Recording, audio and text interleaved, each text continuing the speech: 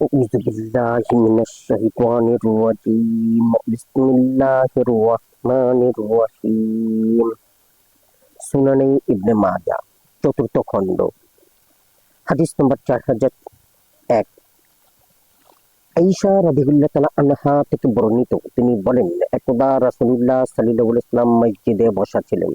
ইতিমধ্যে মুজাইনা গোত্রের এক নারী মোহনীয় সাজে সজ্জিত অবস্থায় মসজিদে প্রবেশ করলো। নবী সাল্লাল্লাহু আলাইহি ওয়াসাল্লাম বলেন, হে লোক সকল, তোমরা তোমাদের স্ত্রীদের জৌলুসপূর্ণ ও চোখ ধাঁধানো পোশাক পরিহিত অবস্থায় মসজিদে আসতে নিষেধ করো, কেননা বনী ইসরাইলের নারীরা জৌলুসপূর্ণ সাজে সজ্জিত হয়ে মসজিদে না আসা পর্যন্ত তাদের উপর অভিশাপ বর্ষিত হয় না। হাদিস নম্বর 4002 আবু রুহমের মুক্তদাস উবাইদ রাদিয়াল্লাহু তাআলা আনহু থেকে বর্ণিত আবু হুরায়রা রাদিয়াল্লাহু তাআলা আনহু এক নারীকে সুগন্ধি মেখে মসজিদে যেতে দেখলেন। তিনি বললেন, হে মহাপরাক্রমশালীর বান্দি, কোথায় যাচ্ছ? সে বলল, মসজিদে। তিনি বললেন, সেজন্য সুগন্ধি মেখেছো? সে বলল, হ্যাঁ।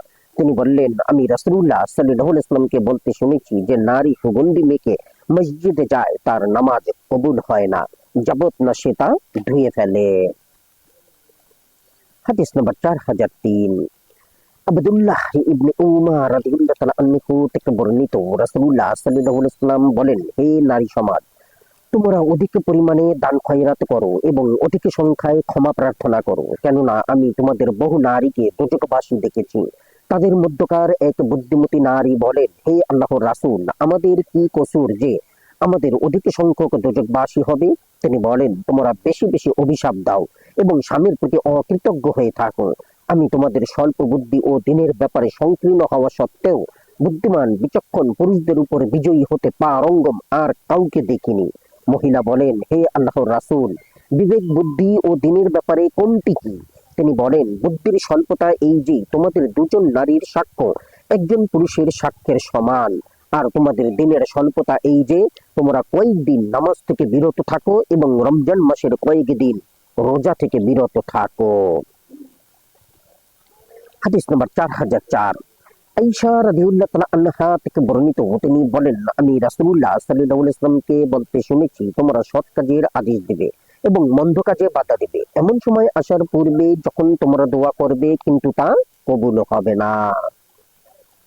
হাদিস নম্বর 4005 কায়েস ইবনে আবু হাজিম রাদিয়াল্লাহু তাআলা আনহু থেকে বর্ণিত তিনি বলেন, আবু বকর রাদিয়াল্লাহু তাআলা আনহু বলেন, দাঁড়ালেন, আল্লাহর প্রশংসা ও গুণগান করলেন, অতঃপর বলেন, হে লোক সকল, তোমরা তো এই আয়াত তিলাওয়াত করো।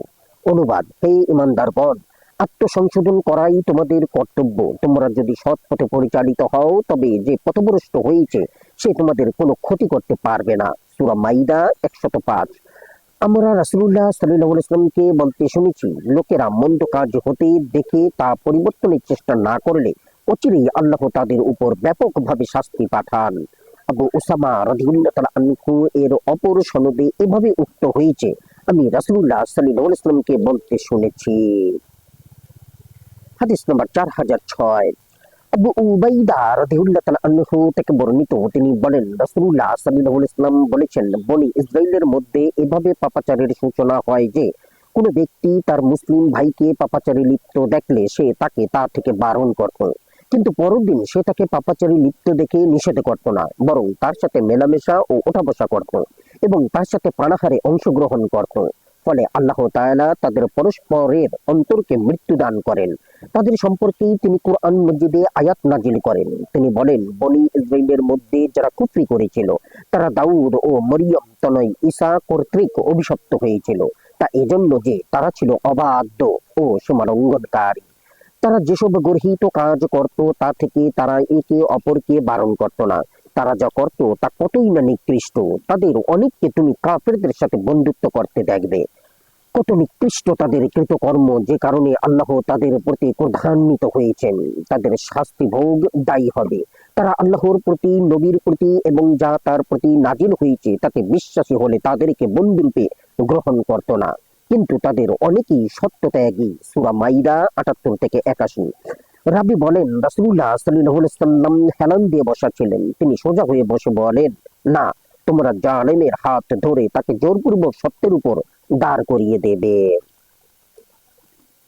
হাদিস নম্বর 4606 মোহাম্মদ ইবনে বাশশার রাদিয়াল্লাহু তাআলা আনহু, আবু দাউদ, আলী মোহাম্মদ ইবনে আবুল ওয়াদ্দা, আলী ইবনে বাজিমা, আবু উবাইদা, আব্দুল্লাহ ইবনে মাসউদ রাদিয়াল্লাহু তাআলা আনহু নবী সাল্লাল্লাহু আলাইহি ওয়াসাল্লামের সূত্রে উপরোক্ত হাদিসের অনুরূপ বর্ণিত আছে।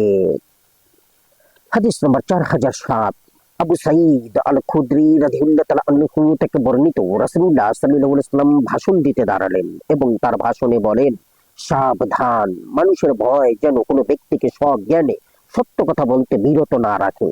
রাবি বলেন, এই হাদিস বর্ণনাকালে আবু সাঈদ রাদিয়াল্লাহু তাআলা আনহু কেঁদে দিলেন এবং বললেন, আল্লাহর শপথ, আমরা বহু কিছু লক্ষ্য করেছি কিন্তু বলতে ভয় পাচ্ছি। হাদিস নম্বর 4008 আবু সাঈদ রাদিয়াল্লাহু তাআলা আনহু থেকে বর্ণিত, তিনি বলেন, রাসূলুল্লাহ সাল্লাল্লাহু আলাইহি ওয়াসাল্লাম বলেছেন, তোমাদের কেউ যেন নিজেকে অপমানিত না করে। সাহাবীগণ বলেন, হে আল্লাহর রাসূল, আমাদের কেউ নিজেকে কিভাবে অপমানিত করতে পারে? তিনি বলেন, সে কোনো বিষয়ে আল্লাহর বিধান অবহিত থাকা সত্ত্বেও তার পরিপন্থী কিছু হতে দেখেও সে সম্পর্কে কিছুই বলল না। কিয়ামতের দিন আল্লাহ তাআলা তাকে বলবেন, অমুক অমুক ব্যাপারে কথা বলতে তোমাকে কিসে বাধা দিয়েছিল? সে বলবে, মানুষের ভয়। তখন আল্লাহ বলবেন, আমাকেই তো তোমার ভয় করা উচিত ছিল।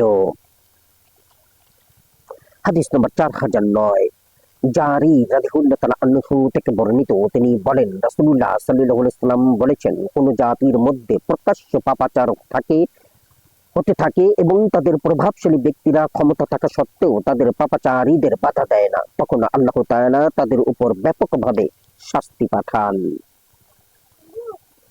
হাদিস নম্বর 4010 জাবির রাদিয়াল্লাহু তাআলা আনহু থেকে বর্ণিত, তিনি বলেন, সমুদ্রের মুহাজিরগণ হাবশায় হিজরতকারী প্রথম দল রাসূলুল্লাহ সাল্লাল্লাহু আলাইহি ওয়াসাল্লামের নিকট প্রত্যাবর্তন করলে তিনি বলেন, তোমরা হাবশায় যেসব অনিষ্টজনক বিষয় প্রত্যক্ষ করেছো তা কি আমার নিকট ব্যক্ত করবে না? তাদের মধ্য থেকে এক যুবক বললেন, হ্যাঁ হে আল্লাহর রাসূল, একদা আমরা বসা ছিলাম, আমাদের সামনে দিয়ে সেখানকার এক বৃদ্ধা রমণী মাথায় পানি ভর্তি কলস সহ যাচ্ছিল। সে তাদের এক যুবককে অতিক্রমকালে সে তার কাঁধে তার এক হাত রেখে তাকে ধাক্কা দিলে সে উপর হয়ে মাটিতে পড়ে যায় এবং এর ফলে তার কলসটি ভেঙে যায়। সে উঠে দাঁড়িয়ে যুবকের দিকে তাকিয়ে বলল, হে দাগাবাজ, তুমি অচিরেই জানতে পারবে যখন আল্লাহ তাআলা ইনসাফের আসনে উপবিষ্ট হয়ে পূর্বাপর সকল মানুষকে সমবেত করবেন এবং হাত পা গুলো তাদের কৃতকর্মের বিবরণ দিবে, তখন তুমিও জানতে পারবে সেদিন তোমার ও আমার অবস্থা কি হবে। জাবির রাদিয়াল্লাহু তাআলা আনহু বলেন, রাসূলুল্লাহ সাল্লাল্লাহু আলাইহি ওয়াসাল্লাম বললেন, এই বৃদ্ধা সত্য কথাই বলেছে, সত্য কথাই বলেছে। আল্লাহ তাআলা সেই উম্মতকে কিভাবে গুনাহ থেকে পবিত্র করবেন যাদের সবলদের থেকে দুর্বলদের প্রাপ্য আদায় করে দেয়া হয় না। হাদিস নম্বর 4011 আবু সাঈদ আল খুদরি রাদিয়াল্লাহু তাআলা আনহু থেকে বর্ণিত, তিনি বলেন, রাসূলুল্লাহ সাল্লাল্লাহু আলাইহি ওয়াসাল্লাম বলেছেন, জালিম শাসকের সামনে সত্য কথা বলা অধিক উত্তম জিহাদ। হাদিস নম্বর 4012 আবু উমামা রাদিয়াল্লাহু তাআলা আনহু থেকে বর্ণিত, তিনি বলেন, জামরাতুল উলাতে এক ব্যক্তি রাসূলুল্লাহ সাল্লাল্লাহু আলাইহি ওয়াসাল্লামের নিকট জিজ্ঞাসা করলো, হে আল্লাহর রাসূল, কোন জিহাদ অধিক উত্তম? তিনি তাকে কিছু না বলে নীরবে থাকলেন। অতঃপর তিনি দ্বিতীয় জামরায় কঙ্কর নিক্ষেপকালে সে পুনরায় একই প্রশ্ন করলো। তিনি এবারও নিশ্চুপ থাকলেন। তিনি জামরাতুল আকাবাতে কঙ্কর নিক্ষেপ করলে পরবাহনে আরোহণের জন্য বাধা নিতে পারে কি? জিজ্ঞাসা করলেন, প্রশ্নকারী কোথায়? সে বলল, হে আল্লাহর রাসূল, এই যে আমি। তিনি বলেন, জালিম শাসকের সামনে সত্য কথা বলা উত্তম জিহাদ। হাদিস নম্বর 4013 আবু সাঈদ আল খুদরি রাদিয়াল্লাহু তাআলা আনহু থেকে বর্ণিত, তিনি বলেন, মারওয়ান ঈদের দিন ঈদের মাঠে মিম্বার বের স্থাপন করলো এবং ঈদের জামাতের পূর্বে খুতবা দিল।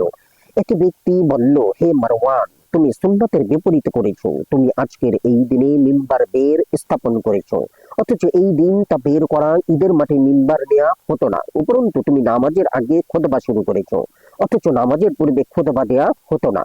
আবু সাঈদ রাদিয়াল্লাহু তাআলা আনহু বলেন, এই ব্যক্তি তার দায়িত্ব পালন করেছে।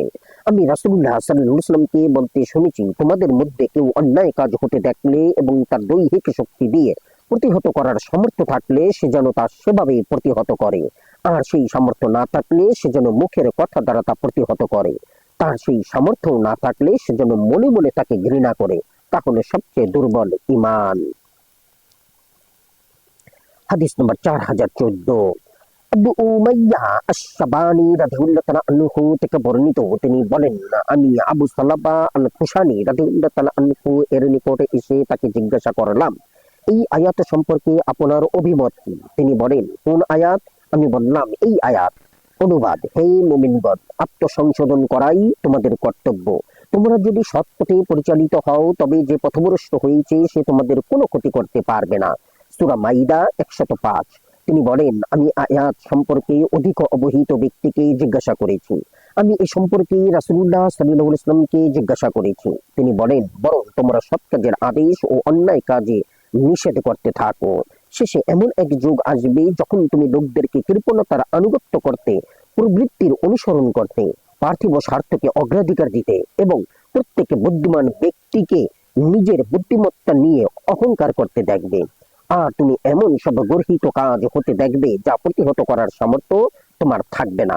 এরূপ পরিস্থিতিতে তুমি নিজেকে হেফাজত করো এবং সর্বসাধারণের চিন্তা ছেড়ে দাও। তোমাদের পরে আসবে কঠিন ধৈর্যের পরীক্ষার যুগ। তখন ধৈর্য ধারণ করাটা জ্বলন্ত অঙ্গার হাতের মুঠোয় রাখার মতো কঠিন হবে। সে যুগে কেউ নেক আমল করলে তার সমকক্ষ 50 ব্যক্তির সওয়াব তাকে দান করা হবে। হাদিস নম্বর 4015। আনাস ইবনে মালিক রাদিয়াল্লাহু তাআলা আনহু থেকে বর্ণিত, তিনি বলেন, জিজ্ঞাসা করা হলো, হে আল্লাহর রাসূল, আমরা সৎ কাজের আদেশ ও অসৎ কাজে নিষেধ করা কখন ত্যাগ করব? তিনি বলেন, যখন তোমাদের মাঝে সেই সব বিষয় প্রকাশ পাবে যা তোমাদের পূর্ববর্তী উম্মতদের মাঝে প্রকাশ পেয়েছিল। আমরা বললাম, হে আল্লাহর রাসূল, আমাদের পূর্বেকার উম্মতগণের যুগে কি কি বিষয় প্রকাশ পেয়েছিল? তিনি বলেন, তোমাদের মধ্যকার নিকৃষ্ট তরুণদের হাতে রাষ্ট্রীয় ক্ষমতা চলে যাবে, বয়স্ক লোক অশ্লীল কার্যকলাপে লিপ্ত হবে এবং নিকৃষ্ট লোক জ্ঞানের অধিকারী হবে। রাবি জায়েদ রাদিয়াল্লাহু তাআলা আনহু বলেন, নবী সাল্লাল্লাহু আলাইহি ওয়াসাল্লামের বাণী, নিকৃষ্ট ও নীচ ব্যক্তিরা জ্ঞানের অধিকারী হবে, এর তাৎপর্য হলো পাপাচারীরা জ্ঞানের বাহক হবে। হাদিস নম্বর 4016। হুযায়ফা রাদিয়াল্লাহু তাআলা আনহু থেকে বর্ণিত, তিনি বলেন, রাসূলুল্লাহ সাল্লাল্লাহু আলাইহি ওয়াসাল্লাম বলেছেন, মুমিন ব্যক্তির নিজেকে অপমানিত করা সমীচীন নয়। লোকেরা বলল, কিভাবে সে নিজেকে অপমানিত করতে পারে? তিনি বলেন, যে বিপদ সহ্য করতে সে সক্ষম নয় তাতে তার লিপ্ত হওয়া। হাদিস নম্বর 4017। আবু সাঈদ আল খুদরি রাদিয়াল্লাহু তাআলা আনহু থেকে বর্ণিত, তিনি বলেন, আমি রাসূলুল্লাহ সাল্লাল্লাহু আলাইহি ওয়াসাল্লামকে বলতে শুনেছি, আল্লাহ তাআলা কিয়ামতের দিন অবশ্যই বান্দাকে জিজ্ঞাসাবাদ করবেন। শেষে বলবেন, তুমি অন্যায় কাজ হতে দেখে তা প্রতিহত করনি কেন? সে জবাবদানে অসমর্থ হলে আল্লাহ তাকে তার যথাযথ উত্তর শিখিয়ে দেবেন। তখন বান্দা বলবে, হে প্রভু, আমি তোমার রহমতের প্রত্যাশী হয়ে লোকদেরকে তাদের অবস্থার উপর ছেড়ে দিয়েছি। হাদিস নম্বর 4018। আবু মুসা আল আশআরী রাদিয়াল্লাহু তাআলা আনহু থেকে বর্ণিত, তিনি বলেন, রাসূলুল্লাহ সাল্লাল্লাহু আলাইহি ওয়াসাল্লাম বলেছেন, আল্লাহ তাআলা জালেমকে অবকাশ দেন, কিন্তু যখন তিনি তাকে পাকড়াও করেন তখন তাকে আর ছাড়েন না। অতঃপর তিনি এই আয়াত তিলাওয়াত করলেন। অনুবাদ, এমপি তোমার রবের পাকড়াও, তিনি যখন কোনো অত্যাচারী জনবসতিকে পাকড়াও করেন। হাদিস নম্বর 4019। আব্দুল্লাহ ইবনে উমর রাদিয়াল্লাহু তাআলা আনহু থেকে বর্ণিত, তিনি বলেন, রাসূলুল্লাহ সাল্লাল্লাহু আলাইহি ওয়াসাল্লাম আমাদের দিকে এগিয়ে এসে বলেন, হে মুহাজিরগণ, তোমরা 5টি বিষয়ে পরীক্ষার সম্মুখীন হবে, তবে আমি আল্লাহর কাছে প্রার্থনা করছি যেন তোমরা তার সম্মুখীন না হও। যখন কোনো জাতির মধ্যে প্রকাশ্যে অশ্লীলতা ছড়িয়ে পড়ে তখন সেখানে মহামারী আকারে প্লেগ রোগের প্রাদুর্ভাব হয়। তাছাড়া এমন সব ব্যাধির উদ্ভব হয় যা পূর্বেকার লোকদের মধ্যে কখনো দেখা যায়নি। যখন কোনো জাতি ওজন ও পরিমাপে কারচুপি করে তখন তাদের উপর নেমে আসে দুর্ভিক্ষ, কঠিন বিপদ, মুসিবত এবং জালেম শাসক তাদেরকে নিপীড়িত করে। যখন কোনো জাতি তাদের ধন সম্পদের জাকাত আদায় করে না তখন আসমান থেকে বৃষ্টি বর্ষণ বন্ধ করে দেয়া হয়। যদি ভূপৃষ্ঠে চতুষ্পদ জন্তু ও নির্বাক প্রাণী না থাকতো তাহলে আর কখনো বৃষ্টিপাত হতো না। যখন কোনো জাতি আল্লাহ ও তার রাসূলের অঙ্গীকার ভঙ্গ করে তখন আল্লাহ তাদের উপর তাদের বিজাতীয় দুশমনকে ক্ষমতাসীন করেন এবং সে তাদের সহায় সম্পদে সব কিছু কেড়ে নেয়। যখন তোমাদের শাসকবর্গ আল্লাহর কিতাব মোতাবেক মীমাংসা করে না এবং আল্লাহর নাজিলকৃত বিধানকে গ্রহণ করে না, তখন আল্লাহ তাদের পরস্পরের মধ্যে যুদ্ধ বাঁধিয়ে দেন। হাদিস নম্বর 4020, আবু মালিক আশআরী রাদিয়াল্লাহু তাআলা আনহু থেকে বর্ণিত, তিনি বলেন রাসূলুল্লাহ সাল্লাল্লাহু আলাইহি ওয়াসাল্লাম বলেছেন, আমার উম্মতের কতক লোক মদের ভিন্নতর নামকরণ করে তা পান করবে। তাদের পাপাসক্ত অবস্থায় তাদের সামনে বাদ্যবাজনা চলবে এবং গায়িকা নারীরা গীত পরিবেশন করবে। আল্লাহ তাআলা এদেরকে মাটির নিচে ধসিয়ে দিবেন এবং তাদের কতককে বানর ও শূকরে রূপান্তরিত করবেন। হাদিস নাম্বার 4021, বারাআ ইবনে আজিব রাদিয়াল্লাহু তাআলা আনহু থেকে বর্ণিত, তিনি বলেন রাসূলুল্লাহ সাল্লাল্লাহু আলাইহি ওয়াসাল্লাম বলেছেন, আল্লাহ তাদের অভিসম্পাত করেন এবং অভিশাপকারীরাও তাদের অভিসম্পাত করে। সূরা বাকারা 159। রাবী বলেন, জীব জানোয়ারের অভিশাপের কথা বোঝানো হয়েছে। হাদিস নম্বর 4022, সৌবান রাদিয়াল্লাহু তাআলা আনহু থেকে বর্ণিত, তিনি বলেন রাসূলুল্লাহ সাল্লাল্লাহু আলাইহি ওয়াসাল্লাম বলেছেন, সৎকর্ম ব্যতীত অন্য কিছু আয়ুষ্কাল বাড়াতে পারে না এবং দোয়া ব্যতীত অন্য কিছুতে তাকদীর রদ হয় না। মানুষ তার পাপ কাজের দরুন তার প্রাপ্য রিজিক থেকে বঞ্চিত হয়। হাদিস নম্বর 4023, সাদ ইবনে আবু ওয়াক্কাস রাদিয়াল্লাহু তাআলা আনহু থেকে বর্ণিত, তিনি বলেন, আমি বললাম, হে আল্লাহর রাসূল, কোন মানুষের সর্বাপেক্ষা কঠিন পরীক্ষা হয়? তিনি বলেন, নবীগণের, অতঃপর মর্যাদার দিক থেকে তাদের পরবর্তীদের, অতঃপর তাদের পরবর্তীগণের। বান্দাকে তার দিনদারির মাত্রা অনুসারে পরীক্ষা করা হয়। যদি সে তার দিনদারিতে অবিচল হয় তবে তার পরীক্ষাও হয় ততটা কঠিন, আর যদি সে তার দিনদারিতে নমনীয় হয় তবে তার পরীক্ষাও তদনুপাতে হয়। অতঃপর বান্দা অহরহ বিপদ আপদ দ্বারা পরিবেষ্টিত থাকে। শেষে সে পৃথিবীর বুকে গুনাহ মুক্ত হয়ে পাকসাপ অবস্থায় বিচরণ করে। হাদিস নম্বর 4024, আবু সাঈদ আল খুদরি রাদিয়াল্লাহু তাআলা আনহু থেকে বর্ণিত, তিনি বলেন, আমি নবী সাল্লাল্লাহু আলাইহি ওয়াসাল্লামের নিকটে গেলাম। তখন তিনি ভীষণ জ্বরে আক্রান্ত ছিলেন। আমি তার উপর আমার হাত রাখলে তার গায়ের চাদরের উপর থেকেই তার দেহের প্রচন্ড তাপ অনুভব করলাম। আমি বললাম, হে আল্লাহর রাসূল, কত তীব্র জ্বর আপনার? তিনি বলেন, আমাদের নবী রাসূলগণের অবস্থা এমনই হয়ে থাকে। আমাদের উপর দ্বিগুণ বিপদ আসে এবং দ্বিগুণ পুরস্কারও দেওয়া হয়। আমি বললাম, হে আল্লাহর রাসূল, কার উপর সর্বাধিক কঠিন বিপদ আসে? তিনি বলেন, নবীগণের উপর। আমি বললাম, ইয়া রাসূলুল্লাহ, তারপর কার উপর? তিনি বলেন, তারপর নেককার বান্দাদের উপর। তাদের কেউ এতটা দারিদ্র পীড়িত হয় যে শেষ পর্যন্ত তার কাছে তার পরিধানের কম্বলটি ছাড়া আর কিছুই থাকে না। তাদের কেউ বিপদে এত শান্ত ও উৎফুল্ল থাকে যেমন তোমাদের কেউ ধন সম্পদের প্রাপ্তিতে আনন্দিত হয়ে থাকে। হাদিস নম্বর 4025, আব্দুল্লাহ রাদিয়াল্লাহু তাআলা আনহু থেকে বর্ণিত, তিনি বলেন, আমি যেন দেখতে পাচ্ছি যে রাসূলুল্লাহ সাল্লাল্লাহু আলাইহি ওয়াসাল্লাম কোন এক নবীর ঘটনা বর্ণনা করেছেন। তার জাতি তাকে বেদম প্রহার করছে এবং তিনি নিজের চেহারা থেকে রক্ত মুছছেন আর বলছেন, প্রভু, আমার জাতিকে ক্ষমা করুন, কেননা তারা জানে না। হাদিস নম্বর 4026, আবু হুরাইরা রাদিয়াল্লাহু তাআলা আনহু থেকে বর্ণিত, তিনি বলেন, রাসূলুল্লাহ সাল্লাল্লাহু আলাইহি ওয়াসাল্লাম বলেছেন, ইব্রাহিম আলাইহিস সালামের তুলনায় আমি অধিক সংশয়ী হওয়ার যোগ্য। যখন তিনি বলেছিলেন, প্রভু, আমাকে একটু দেখাও তুমি কিভাবে মৃত্যুকে জীবিত করো, তিনি বলেন, তবে কি তুমি বিশ্বাস করো না? তিনি বলেন, হ্যাঁ, নিশ্চয়ই আমি বিশ্বাস করি, তবে আমার হৃদয়ের প্রশান্তির জন্য। সূরা বাকারা 260। আল্লাহ লূত আলাইহিস সালাম এর প্রতি অনুগ্রহ করুন, তিনি অত্যন্ত শক্তিশালী আশ্রয় কামনা করেছিলেন। ইউসুফ আলাইহিস সালাম যত দীর্ঘকাল জেলখানায় অভ্যন্তরীণ ছিলেন, আমি ততকাল অভ্যন্তরীণ থাকলে অবশ্যই আহ্বানকারীর ডাকে সাড়া দিতাম।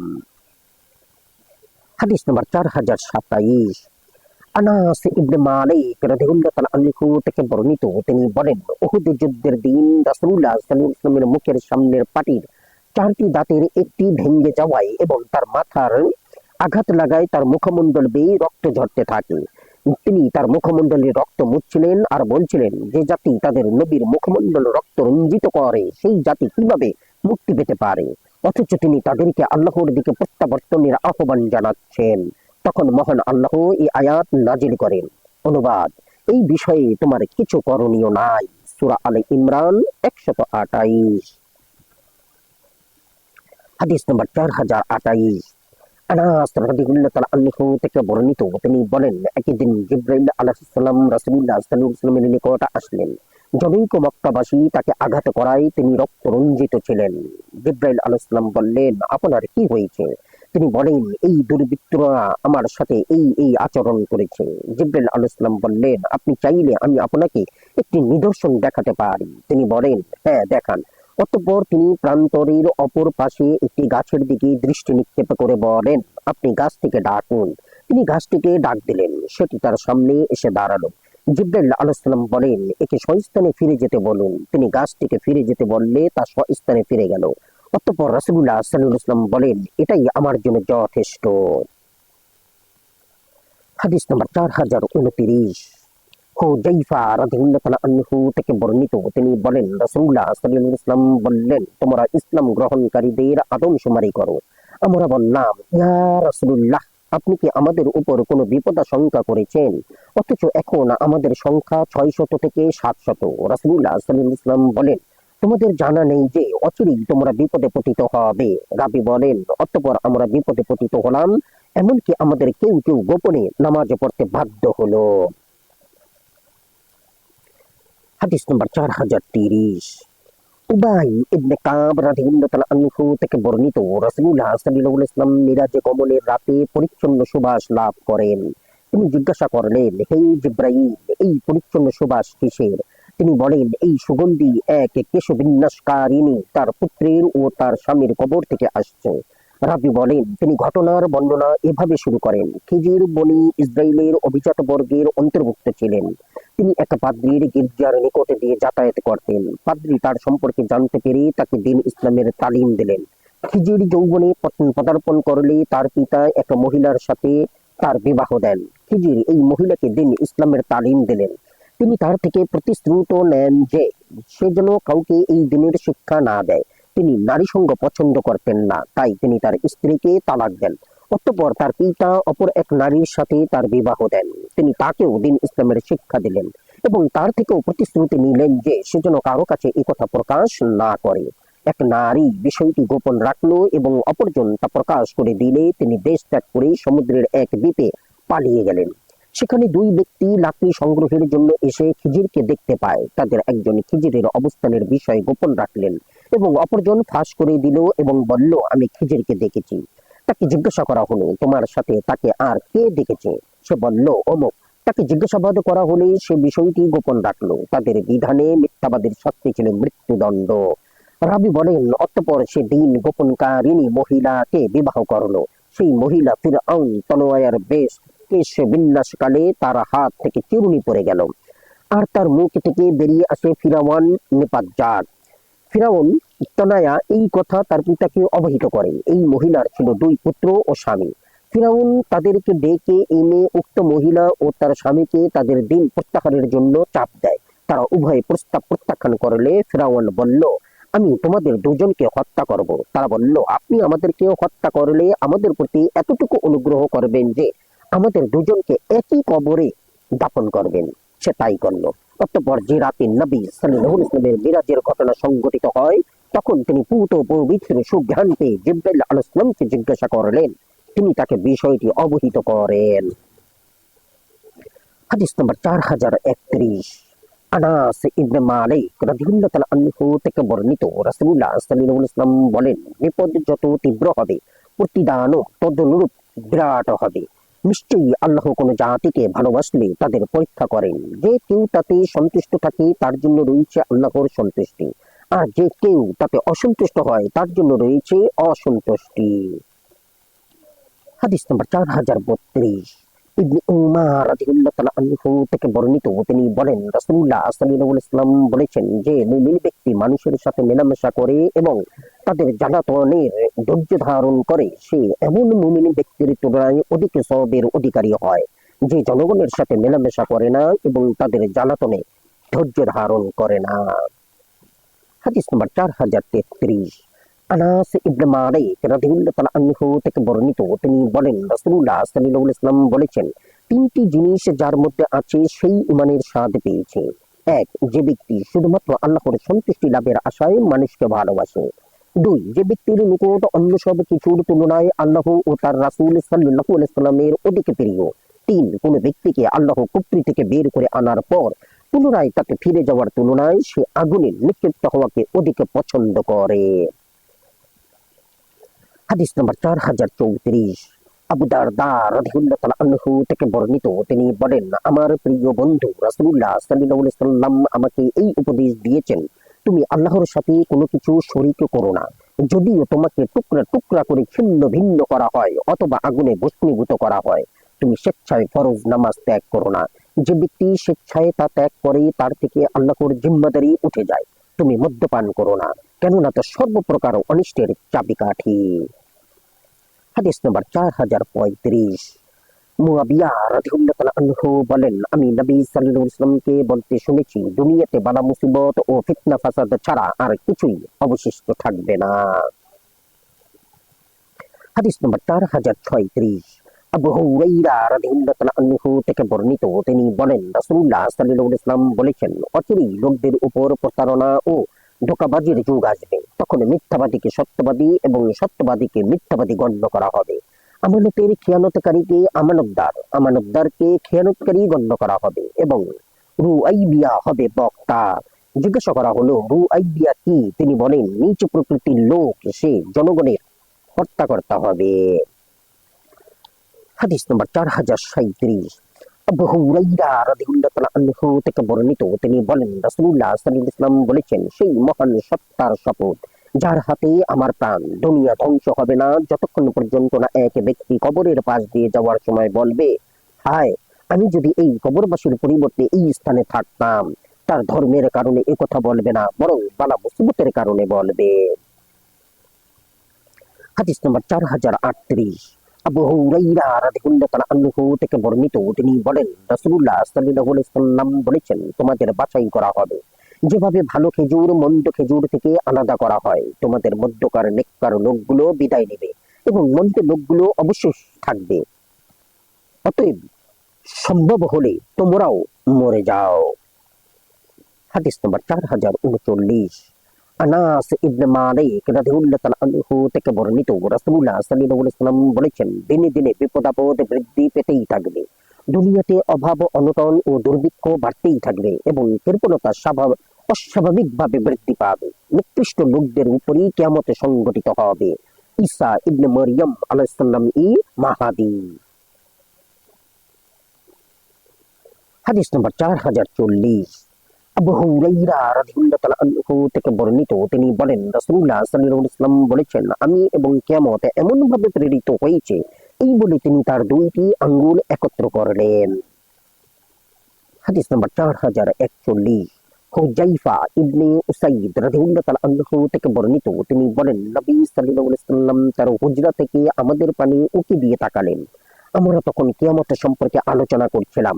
তিনি বলেন, 10টি আলামত প্রকাশ না পাওয়া পর্যন্ত কিয়ামত হবে না। তন্মধ্যে দাজ্জালের আবির্ভাব, ধোঁয়া নির্গত হওয়া এবং পশ্চিম দিক থেকে সূর্য উদিত হওয়া অন্তর্ভুক্ত। হাদিস নম্বর 4042, আউফ ইবনে মালিক আল-আশজাই রাদিয়াল্লাহু তাআলা আনহু থেকে বর্ণিত, তিনি বলেন, তাবুক যুদ্ধকালে আমি রাসূলুল্লাহ সাল্লাল্লাহু আলাইহি ওয়াসাল্লামের নিকট উপস্থিত ছিলাম। তিনি একটি চামড়ার তাঁবুর ভেতরে ছিলেন। আমি তাঁবুর আঙ্গিনায় বসে পড়লাম। রাসূলুল্লাহ সাল্লাল্লাহু আলাইহি ওয়াসাল্লাম বলেন, হে আউফ, ভিতরে এসো। আমি বললাম, হে আল্লাহর রাসূল, আমি কি সম্পূর্ণ প্রবেশ করব? তিনি বলেন, হ্যাঁ, সম্পূর্ণভাবে এসো। অতঃপর তিনি বললেন, হে আউফ, কিয়ামতের পূর্বেকার 6টি আলামতের স্মরণ রাখবে। সেগুলোর একটি হচ্ছে আমার মৃত্যু। আউফ রাদিয়াল্লাহু তাআলা আনহু বলেন, আমি এ কথায় অত্যন্ত মর্মাহত হলাম। তিনি বলেন, তুমি বলো প্রথমটি। অতঃপর বাইতুল মুকাদ্দাস বিজয়। অতঃপর তোমাদের মধ্যে এক মহামারী ছড়িয়ে পড়বে, যার দ্বারা আল্লাহ তোমাদের বংশধরকে ও তোমাদেরকে শাহাদাত নসিব করবেন এবং তোমাদের আমলসমূহ পরিশুদ্ধ করবেন। এরপর তোমাদের সম্পদের প্রাচুর্য হবে, এমনকি মাথাপিছু শতক দিনার স্বর্ণ মুদ্রা পেয়েও মানুষ সন্তুষ্ট হবে না। তোমাদের মধ্যে এমন বিপর্যয় সৃষ্টি হবে যা থেকে কোনো মুসলমানের ঘরই রেহাই পাবে না। এরপর বনু আসফার রোমক খ্রিস্টান এর সাথে তোমাদের সন্ধি হবে, কিন্তু তারা তোমাদের সাথে বিশ্বাসঘাতকতা করবে এবং 80টি পতাকা তলে সংঘবদ্ধ হয়ে তোমাদের বিরুদ্ধে যুদ্ধ করবে। প্রতিটি পতাকার অধীনে থাকবে 12,000 সৈন্য। হাদিস নম্বর 4043, হুযায়ফা ইবনুল ইয়ামান রাদিয়াল্লাহু তাআলা আনহু থেকে বর্ণিত, তিনি বলেন রাসূলুল্লাহ সাল্লাল্লাহু আলাইহি ওয়াসাল্লাম বলেছেন, যতক্ষণ না তোমরা তোমাদের ইমামকে হত্যা করবে, পরস্পর সশস্ত্র যুদ্ধে লিপ্ত হবে এবং তোমাদের মধ্যকার সর্বাধিক দুষ্ট ব্যক্তি তোমাদের পার্থিব বিষয়ের হত্যা করতে হবে, ততক্ষণ পর্যন্ত কিয়ামত সংঘটিত হবে না। হাদিস নম্বর 4044, আবু হুরায়রা রাদিয়াল্লাহু তাআলা আনহু থেকে বর্ণিত, তিনি বলেন একদিন রাসূলুল্লাহ সাল্লাল্লাহু আলাইহি ওয়াসাল্লাম লোকজনের সাথে বসা ছিলেন। তখন তার নিকট এক ব্যক্তি এসে বলল, ইয়া রাসূলুল্লাহ, কিয়ামত কখন সংঘটিত হবে? তিনি বলেন, জিজ্ঞাসিত ব্যক্তি এ বিষয়ে জিজ্ঞাসাকারীর চাইতে অধিক জ্ঞাত নয়, তবে আমি তোমাকে এর কতক আলামত সম্পর্কে অবহিত করব। যখন দাসী তার মনিবকে প্রসব করবে, এটি কিয়ামতের একটি আলামত। যখন নগ্নপদ ও নগ্ন দেহ বিশিষ্ট লোকেরা জনগণের নেতা হবে, এটি কিয়ামতের একটি আলামত। যখন মেষপালের রাখালেরা সুরম্য অট্টালিকায় বসবাস করবে, এগুলো হলো কিয়ামতের আলামত। এমন 5টি বিষয় আছে যা সম্পর্কে আল্লাহ ব্যতীত আর কেউ জানে না। অতঃপর রাসূলুল্লাহ সাল্লাল্লাহু আলাইহি ওয়াসাল্লাম এই আয়াতে তিলাওয়াত করেন। অনুবাদ: কিয়ামতের জ্ঞান কেবল আল্লাহর নিকট রয়েছে। তিনি বৃষ্টি বর্ষণ করেন এবং তিনি জানেন না জরায়ুতে রয়েছে। কেউ জানে না আগামীকাল সে কি উপার্জন করবে এবং কেউ জানে না সে কোন স্থানে মারা যাবে। আল্লাহ সর্বজ্ঞ, সর্ববিষয়ে অবহিত। সূরা লুকমান 34।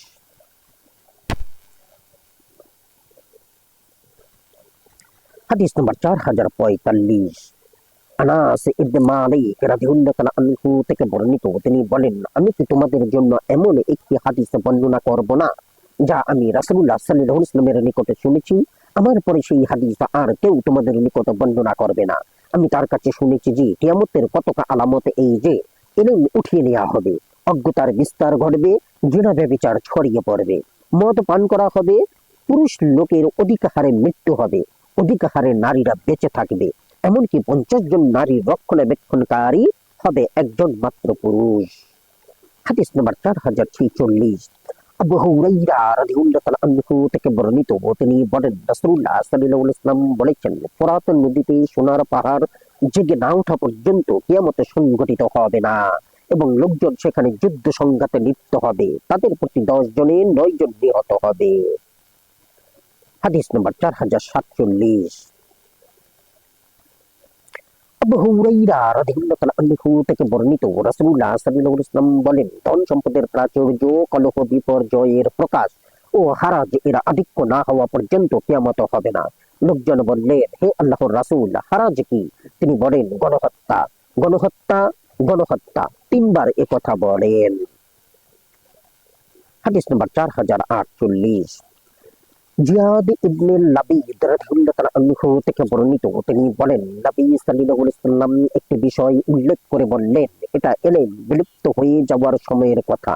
আমি বললাম, হে আল্লাহর রাসূল, ইলম কিভাবে বিলুপ্ত হবে? অথচ আমরা কোরআন পড়ি, আমাদের সন্তানদের তা পড়াই এবং আমাদের সন্তানরাও তাদের সন্তানদের কিয়ামত পর্যন্ত তা শিক্ষা দিবে।